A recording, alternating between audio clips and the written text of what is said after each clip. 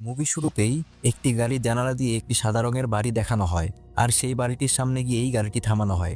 সালটি ছিল 1974। সেখানে বাড়ির দ্বিতীয় তলার জানালার পাশে টেবিলে বসে পড়াশোনা করছিল বাচ্চা একটি মেয়ে। তখন সে তার রুমের জানালাটি দিয়ে সেই গাড়িটি লক্ষ্য করে। কৌতূহলবশত সে সেখানে কি আছে তা দেখার জন্য তার পোলারয়েড ক্যামেরাটি নিয়ে নিচে নামে। কিন্তু সে যখন গাড়িটির কাছে যায়, সে সেখানে কাউকেই দেখতে পায় না। ঠিক তখনই হঠাৎ তার পেছন থেকে কোনো এক লোকের কণ্ঠ ভেসে আসে। সে সেই কণ্ঠটি অনুসরণ করে বাড়ির পেছনের দিকে গেলে সেখানেও সে কাউকে খুঁজে পায় না। পেছনে ফিরতেই একটি অপরিচিত লোক আচমকাই তার সামনে এসে প্রকট হয়। এখানে লোকটি সম্পূর্ণ চেহারা দেখানো না হলেও তার মুখের নিম্নভাগ দেখেই আমরা বুঝতে পারি যে খুবই অদ্ভুত দেখতে লোকটির চেহারা। আকাশে বিবর্ণ তার গায়ের রং, ঠিক যেমন কোনো মানুষ মারা গেলে লাশের চেহারা যেরকম ম্লান ও বিবর্ণ হয়ে যায়, অনেকটাই সেরকম। তখন লোকটা তাকে বলে ওঠে, তুমি এসে গেছো? খুব শীঘ্রই তোমার জন্মদিন আসছে, তাই না? আহা, আজকে আমি হয়তো আমার লম্বা পা দুটি পরে চলে এসেছি। তবে কি হবে যদি আমি? কথাটা বলেই লোকটা খুবই বীভৎসভাবে হাসা শুরু করে। আর ঠিক তখনই মাত্র কয়েক পলকের জন্য আমরা তার চেহারাটি দেখতে পাই। সিন শিফট হয়ে কাহিনী প্রায় 20 বছর পর 1990-এর দশকের কোনো এক সময় চলে যায়। আর এখানেই মুভির প্রধান চরিত্র লি হারকারকে দেখানো হয়। পেশায় সে ছিল একজন সদ্য নিয়োগপ্রাপ্ত FBI এজেন্ট। সে সেখানে একটি মিটিং কনফারেন্সে ছিল যেখানে অন্যান্য FBI অফিসার্সরাও উপস্থিত ছিল। তখন সেখানে একটা ক্রিমিনালকে নিয়ে আলোচনা করা হচ্ছিল। সেই ক্রিমিনালটি নাকি বেশ ধূর্ত ছিল। তাই সেখানে উপস্থিত সকল FBI অফিসার্সদেরকে একজন পার্টনারের সাথে দুইজন দুজন করে বেশ কয়েকটি দলে বিভক্ত করে দেওয়া হয় এবং তাদের প্রত্যেককেই বলা হয় এই কেসটি খুবই সাবধানতা ও সতর্কতার সাথে ইনভেস্টিগেট করতে। ইনভেস্টিগেশন করার দরুন লি এবং তার পার্টনার একটি বাড়ির সামনে এসে থামে। সন্দেহবশত বাড়িটিতে কেউ আছে কিনা তা চেক করতে লির পার্টনার সেখানে গেলে সে সেখানে কাউকেই খুঁজে পায় না। তখন লি আচমকা সেই বাড়িটির ঠিক অপোজিটে থাকা বাড়িটিকে দেখিয়ে বলে ওঠে ওই বাড়িতেই নাকি সেই ক্রিমিনাল রয়েছে, তাই তাদের উচিত তাড়াতাড়ি ইনভেস্টিগেশন টিমকে খবর দেওয়া। কিন্তু লির পার্টনার বিষয়টিকে তেমন গুরুত্ব না দিয়ে লিকে শান্ত হতে বলে এবং সে একা গিয়েই সে বাড়িটির দরজায় নক দেয়। তখন কেউ একজন দরজাটি খুলেই পয়েন্ট ব্ল্যাঙ্ক রেঞ্জ থেকে গুলি করে লির পার্টনারকে সেখানেই হত্যা করে। প্রচন্ড ভয়ে লি তার কাছে থাকা বন্দুকটি হাতে তুলে নেয় এবং ভয়ে ভয়ে সে বাড়ির ভিতরে প্রবেশ করে। পুরো বাড়ি চেক করে সে যখন উপরতলা যায় তখন সে সেখানে সেই ক্রিমিনালকে বসে থাকতে দেখতে পায়। লি তার দিকে গান পয়েন্ট করে তাকে সারেন্ডার করায়। এরপর লিকে একটি রুমের মধ্যে দেখানো হয় যেখানে তাকে অদ্ভুত কিছু পিকচার্স দেখানো হয়। এখানে আসলে লির সাইকোলজিক্যাল টেস্ট নেওয়া হচ্ছিল, যার মাধ্যমে এটা পরিষ্কার হয় যে তার মধ্যে কোনো আধ্যাত্মিক শক্তি আছে যার দরুন সে সেই ক্রিমিনাল এর অবস্থান অনুমান করতে পারে। তারপর লি তার সিনিয়র এজেন্ট কার্টার এবং তার পার্টনারের সঙ্গে একটি গাড়িতে বসে নতুন একটি কেস নিয়ে আলোচনা করতে থাকে। তাদের গাড়িটি একটি বাড়ির বাইরে থামানো অবস্থায় ছিল। তখন কার্টার তাদের সেই বাড়িটি দেখিয়ে বলে যে এই বাড়িতে আগে 12 বছর যাবৎ 4 জন সদস্যের একটি পরিবার থাকতো। তারা বেশ সুখে স্বাচ্ছন্দ্যেই তাদের জীবন অতিবাহিত করছিল। কিন্তু আজ থেকে প্রায় 2 মাস আগে একদিন খুবই অদ্ভুতভাবে এই পরিবার কর্তা তার স্ত্রী এবং 2 সন্তানকে হত্যা করে। বিষয়টা এতটাই অদ্ভুত ছিল যে বাড়ির কর্তা তার স্ত্রীকে 61 বারের মতো ছুরিকাঘাত করে যতক্ষণ পর্যন্ত না তার ছুরির ব্লেডটি খুলে যায় এবং তারপর সে নিজেও আত্মহত্যা করে। এই অদ্ভুত ঘটনাটি শুধু এই পরিবারের ক্ষেত্রে সীমাবদ্ধ ছিল না, গত 30 বছরে আরও 10টা পরিবারের সাথেও এই একই ঘটনা ঘটে।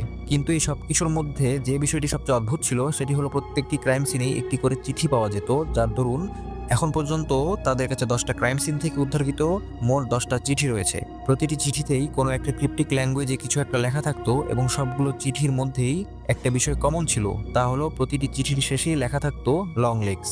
সবগুলো চিঠির লেখার প্যাটার্নও একই রকমের ছিল, অর্থাৎ এই লং লেগসই সেই ব্যক্তি যে এই সবগুলো খুনের সাথে জড়িত ছিল।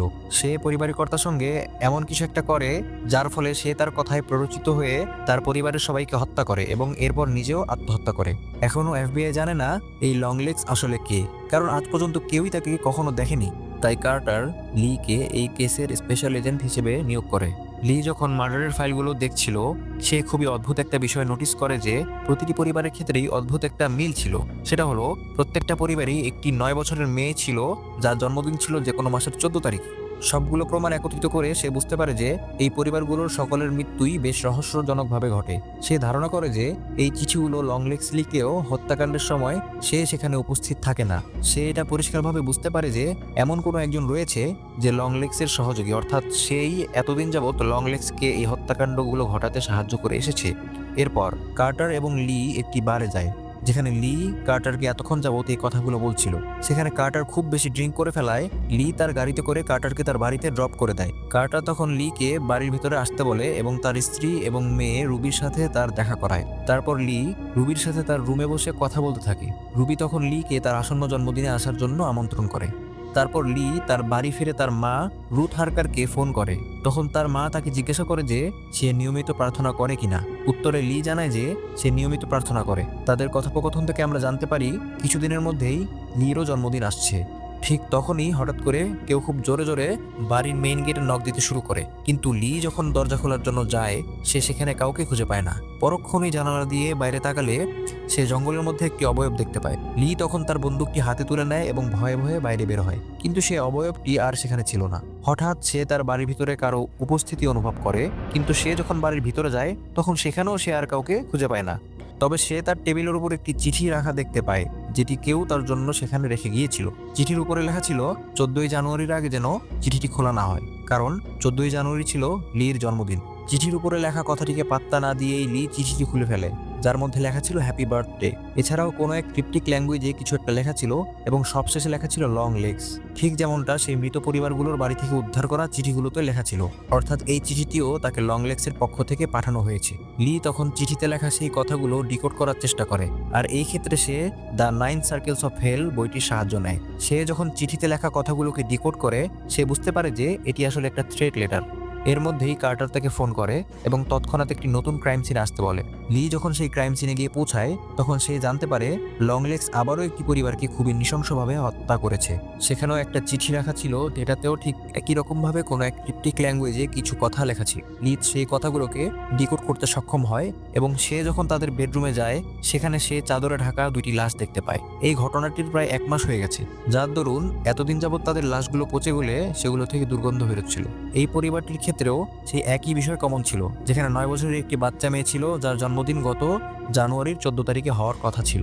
এরপর লি তার মাকে ফোন করে বলে যে সে এই কয়েকদিন খুব ব্যস্ত থাকবে এবং তাই সে এর মাঝে তার মায়ের সাথে আর কথা বলতে পারবে না। তখন তার মা তাকে আবার জিজ্ঞাসা করে যে সে নিয়মিত প্রার্থনা করে কিনা এবং তাকে বলে নিয়মিত প্রার্থনা করতে সে যেন ভুলে না যায়, কারণ প্রার্থনা আমাদের শয়তান থেকে রক্ষা করে।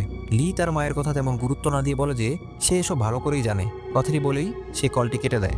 এরপর লি আবার সেই কেসের ফাইলগুলো ভালোমতো চেক করে হত্যাকাণ্ডের তারিখগুলো একটি ক্যালেন্ডারে মার্ক করে, যেখানে সে একটি অদ্ভুত প্যাটার্ন দেখতে পায়। সেটি হলো সবগুলো তারিখকে একটি লাইনে মিলালে সেটি একটি উল্টো ত্রিভুজের আকৃতি ধারণ করে, যেটি হলো শয়তানের প্রতীক। কিন্তু ত্রিভুজটি সম্পূর্ণ করতে সেখানে একটি তারিখ মিসিং ছিল, যা ছিল 13 তারিখ।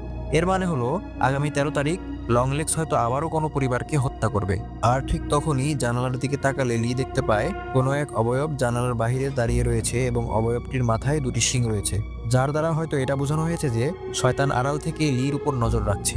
লি এই বিষয়টি কার্টারকে জানায় এবং বলে যে লংলেগস তার চিঠিতে এটি লিখেছিল যে ক্যামেরা ফ্যামিলিকে হত্যা করে সে বেশ মজা পেয়েছিল। ক্যামেরা ফ্যামিলি লংলেগসের দ্বারা ঘটিত প্রথম দিকের হত্যাকাণ্ডগুলোর একটি ছিল। অন্যান্য ঘটনাগুলোর মতোই এই ক্ষেত্রেও পরিবারের কর্তা তার স্ত্রীকে হত্যা করে এবং সেখানকার স্থানীয় পুরোহিত, যিনি প্রতি সপ্তাহে তাদের বাড়িতে আসতেন, তাকেও হত্যা করে। কিন্তু ভাগ্যক্রমে তাদের মেয়ে ক্যারি অ্যান ওই সময় স্কুলে থাকায় তখন সে প্রাণে বেঁচে গিয়েছিল। এখন সে একটি মানসিক হাসপাতালে ভর্তি রয়েছে। এটি শুনে কার্টার তখন লির সাথে ক্যামেরা ফ্যামিলির সেই ফার্ম হাউসটিতে যায়, যেখানে বেশ কিছুক্ষণ খোঁজাখুঁজির পর তারা একটি কফিন খুঁজে পায়, যার মধ্যে একটি পুতুল রাখা ছিল এবং অদ্ভুত রকমভাবে সেই পুতুলটি দেখতে হুবহু ক্যারি অ্যানের মতো ছিল। অতঃপর যখন পুতুলটিকে ল্যাবে নিয়ে পর্যবেক্ষণ করা হয় তখন তারা জানতে পারে যে পুতুলটিকে কোনো দক্ষ কারিগর খুবই নিখুঁত হাতে তৈরি করেছে। পুতুলটির মাথায় একটি ফাঁপা মেটাল বল ছিল, যার মধ্য থেকে খুবই উচ্চ কম্পাঙ্কের শব্দ উৎপন্ন হচ্ছিল, যার দরুন লির কল্পনায় খুবই অদ্ভুত কিছু দৃশ্য ভেসে ওঠে, যেখানে সে কিছু সাপ দেখতে পায়। এই বিষয়টি থেকে সে এটি অনুভব করতে পারে যে এই পুতুলটির মধ্যে কোনো অশুভ শক্তির উপস্থিতি রয়েছে। এরপর একটি ফ্ল্যাশব্যাক দেখানো হয়, যেখানে আমরা লংলেগসকে এই পুতুলটি বানাতে দেখি। তার মানে লংলেগসই এই পুতুলটির কারিগর, এবং সেখানেই আমরা প্রথমবারের মতো স্পষ্টভাবে লংলেগসের চেহারা দেখতে পাই। সে তার গাড়িতে করে কোথাও যাচ্ছিল। সে কিছু জিনিস কেনার জন্য একটি দোকানে গিয়ে থামে। সেখানে গিয়ে সে কাউন্টারে বসা মেয়েটির সামনে অদ্ভুতভাবে অঙ্গভঙ্গি করতে শুরু করে এবং তাকে তার জন্মদিন সম্পর্কে জিজ্ঞাসা করে। তারপর সেখান থেকে সে তার গাড়িতে বসে কোথাও যেতে শুরু করে। সে তার গাড়িতে তার মা বাবাকে উদ্দেশ্য করে জোরে জোরে চিৎকার করে বলতে থাকে তারা যেন তাকে এই পৃথিবীরূপী নরক থেকে মুক্তি দেয়। অন্যদিকে লি এবং কার্টার ক্যারি অ্যানের সাথে দেখা করতে সেই মানসিক হাসপাতালে যায়। পরে জানা যায় যে গত 20 বছর যাবৎ ক্যারির অবস্থা খুবই শোচনীয় ছিল। সে কারো কোনো প্রশ্নের উত্তর দিত না কিংবা কোনো প্রতিক্রিয়া দেখাতো না, কিন্তু গতকাল খুবই অদ্ভুত রকমভাবে তার আচরণের পরিবর্তন ঘটে। কারণ গত 20 বছরে প্রথমবারের মতো কেউ তার সাথে দেখা করতে আসে এবং তখন খুবই অদ্ভুতভাবে ক্যারিয়ান হঠাৎ সুস্থ হয়ে যায় এবং কথা বলতে শুরু করে। যে ব্যক্তিটি গতকাল তার সাথে দেখা করতে এসেছিল, রেজিস্ট্রি খাতায় সে তার নাম লি হার্কার লিখে এন্ট্রি করে। বিষয়টি তাদের কাছে খুবই অদ্ভুত লাগে, কারণ লি তো আজ এই প্রথমবার এখানে এসেছে। পরবর্তীতে জানা যায় যে লংলেগসই গতকাল ক্যারিয়ানের সাথে দেখা করতে এসেছিল এবং সেই তাকে সুস্থ করে তোলে, এবং কেউ যাতে সেটা বুঝতে না পারে তাই সে রেজিস্ট্রি খাতায় নিজের নামের পরিবর্তে লি এর নাম লিখেছিল। আর এর মাধ্যমে এটাও পরিষ্কার হয় যে লংলেগসের লি এর সাথে কোনো না কোনো সম্পর্ক তো অবশ্যই আছে।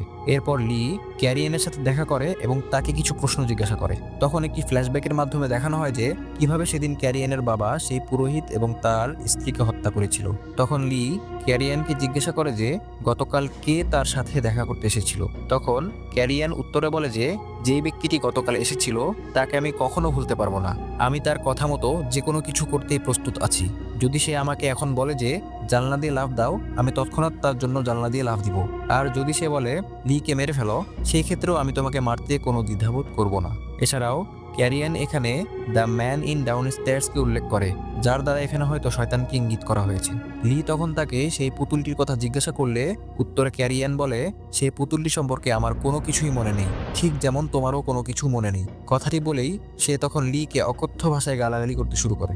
এরপর লি সেখান থেকে উঠে চলে যায়। পরবর্তীতে সে কার্টারের সাথে দেখা করে এবং তাকে বলে যে এই পুতুলগুলোতে এমন কিছু একটা রয়েছে যা এসব হত্যাকাণ্ডগুলোর সাথে জড়িত ছিল, কারণ যেই পরিবারগুলোর সাথে এই ঘটনাগুলো ঘটেছে তাদের প্রত্যেকের কাছেই তাদের মেয়ের চেহারার মতো একই চেহারার একটা পুতুল ছিল। এছাড়াও বিভিন্ন সংস্কৃতিতে পুতুল ব্যবহার করে জাদুবিদ্যা চর্চা করা হয় এবং এর মাধ্যমে যে কাউকেই বশ করা সম্ভব। কিন্তু কার্টার এগুলোতে বিশ্বাস করতো না, আর তাই সে লিকেই পাল্টা প্রশ্ন করে যে লংলেগস কিভাবে তার নাম জানলো, তার মানে কি লংলেগসের সাথে তার কোনো সম্পর্ক রয়েছে। কার্টার আরও বলে যে এতদিন যাবৎ এই কেসটি বলতে গেলে প্রায় থেমেই ছিল, কিন্তু তুমি এই কেসটিতে যুক্ত হওয়ার পর এটি যেন দাবানলের মতো ক্ষিপ্র গতিতে ছড়িয়ে পড়ছে। লি এ কথাগুলোর কোনো প্রতিউত্তর করে না। কার্টার তখন তাকে বলে যে আমি আবারও তোমার ফাইলগুলো ভালোভাবে চেক করে দেখেছি, যার দরুন আমি তোমার মায়ের সম্পর্কে বেশ কিছু তথ্য জানতে পেরেছি। আমি তোমার পুরনো রেকর্ডসগুলো থেকে জানতে পেরেছি আসলে 13ই জানুয়ারি 1974-এ তোমার নবম জন্মদিনের আগের দিন তোমার মা রুথ পুলিশে একটি রিপোর্ট করেছিলেন। তিনি ওই রিপোর্টে বলেছিলেন যে সেই দিন নাকি একজন লম্বা এবং ফ্যাকাশে চেহারার অপরিচিত লোক তাদের বাড়িতে এসে তার মেয়ের সাথে কথা বলেছে, কিন্তু তখন লি বলে যে সে এ ব্যাপারে কিছুই জানে না। তাই কার্টার তাকে তার মায়ের সাথে দেখা করে এ বিষয়ে জিজ্ঞেস করতে বলে। লি যখন তার বাড়িতে মায়ের সাথে দেখা করতে যায় তখন সে তার মায়ের আচরণে খুবই অদ্ভুত পরিবর্তন লক্ষ্য করে। তার মা তাকে জিজ্ঞাসা করে যে তুমি কি এখনো প্রার্থনা করো? এর উত্তরে লি বলে না, আমি আজ পর্যন্ত কখনোই প্রার্থনা করিনি, কারণ আমি প্রার্থনা করতে ভয় পাই। এটা শোনার পর তার মা জোরে জোরে হাসতে শুরু করে। তিনি বলেন তুমি ঠিকই বলেছ, আসলে প্রার্থনা একটা অহেতুক জিনিস, প্রার্থনা করলে আসলে কিছুই হয় না। তার দৃষ্টিভঙ্গির এরকম পরিবর্তন আসলেই বেশ অদ্ভুত ছিল। তারপর লি তাদের জন্য খাবার বানাতে রান্নাঘরে গিয়ে সে দেখে বেসমেন্টের দরজাটির নিচ থেকে একটি পোকা বের হচ্ছে। এটি দেখার সাথে সাথেই লি তার কল্পনায় সে একই ধরনের সাপ দেখতে পায়। তারপর সে 9 বছর বয়সের লিকে দেখতে পায় যে তার মায়ের সাথে ছিল। আর এখান থেকে আমরা জানতে পারি যে মুভি শুরুতে যে বাচ্চা মেয়েটিকে দেখানো হয়েছিল সেটি আর কেউ না বরং লি ছিল। তখন লি তার মাকে গিয়ে তার নবম জন্মদিনের কথা জিজ্ঞাসা করে বলে যে কে সেই ব্যক্তি যে তার জন্মদিনের আগের দিন তাদের বাড়িতে এসেছিল। তার মা তখন তার কথাটি এড়িয়ে যান, ঠিক যেন তিনি তার সকল প্রশ্নের উত্তরই জানেন কিন্তু তাকে কোনো কিছুই বলতে চাইছেন না। তিনি শুধু বলেন তোমার ছোটবেলার সব জিনিসই আমি এখনো যত্ন করে রেখে দিয়েছি, এগুলো তোমার রুমেই রাখা আছে। লি তার রুমে গিয়ে একটি বাক্স খুঁজে পায় যেখানে তার পোলারয়েড ক্যামেরা দিয়ে তোলা তার ছোটবেলার ছবিগুলো ছিল, এবং সেখানেই সে লংলেগসেরও একটি ছবি খুঁজে পায়। ছবিটি দেখে আচমকা সে ভয় পেয়ে যায়। লি ছবিটি দেখে চিনতে পারে যে এটি আসলে লংলেগস, কারণ লংলেগস যখন তার সাথে দেখা করতে এসেছিল তখন সে তার একটি ছবি তুলে নিয়েছিল।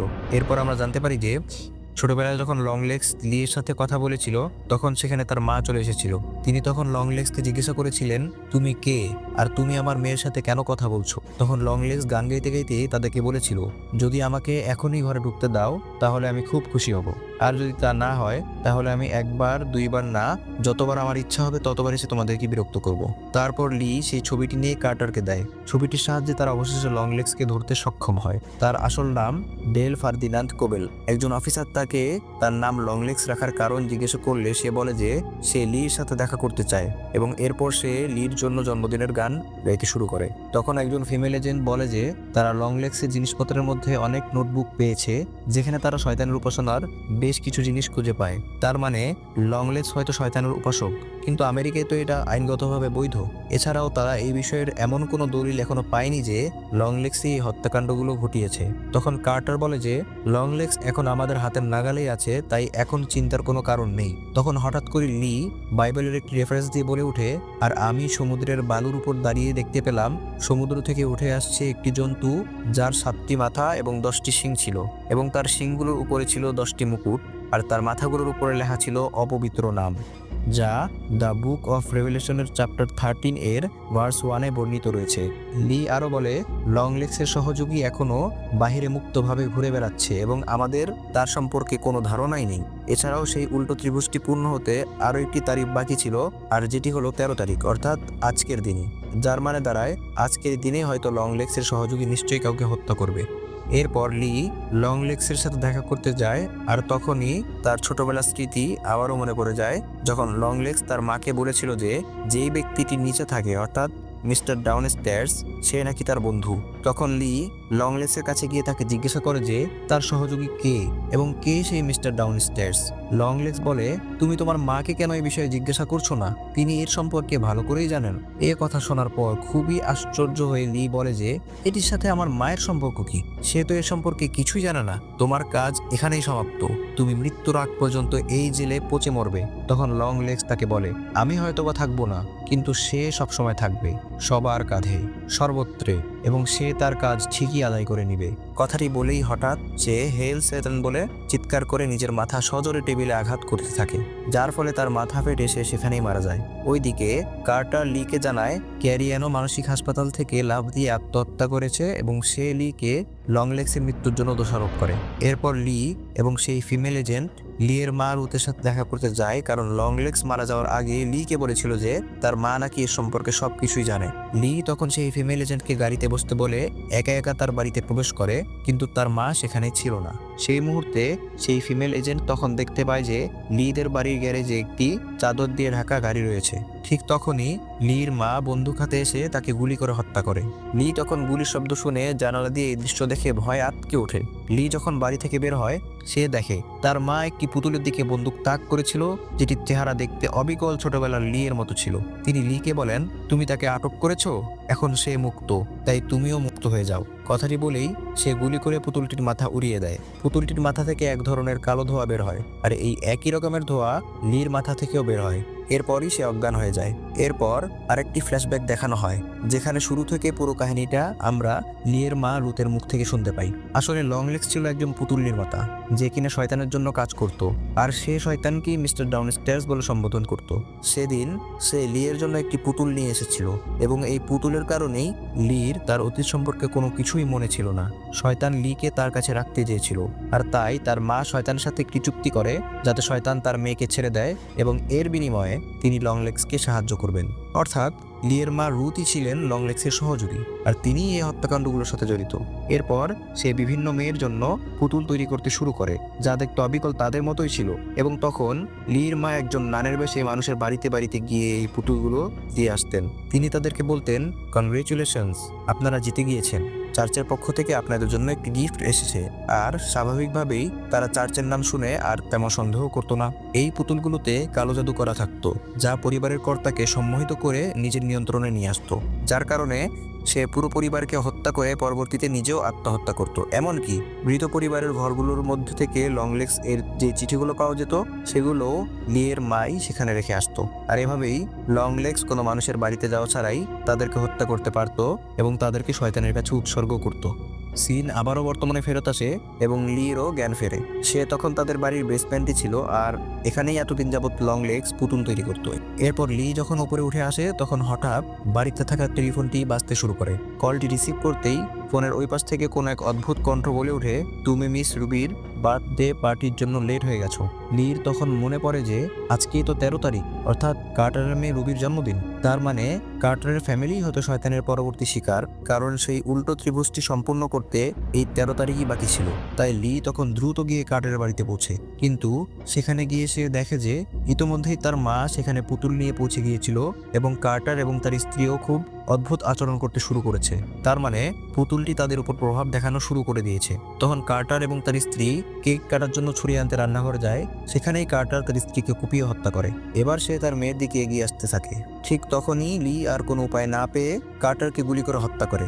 এটি দেখে রুথ তার ব্যাগ থেকে একটি ছুরি বের করে রুবিকে মারতে এগিয়ে যায়, কারণ সে শয়তানের সাথে চুক্তি করেছিল আর তাই যেভাবে হোক না কেন সে সেই উল্টো দিবসটি পূরণ করবেই। নিরুপায় হয়ে রুবিকে বাঁচাতে লি তার মাকেও গুলি করে হত্যা করে। কিন্তু লি যখন সে পুতুলটিকে গুলি করতে যায় তখন তার বন্দুকে গুলি শেষ হয়ে যায়। তখন সে রুবিকে তার সাথে সেখান থেকে চলে যাওয়ার জন্য বলে, কিন্তু সে নিজেই সেখানে দাঁড়িয়ে থেকে পুতুলটির দিকে একদৃষ্টিতে তাকিয়ে থাকে, যেন সেও সম্মোহিত হয়ে গেছে।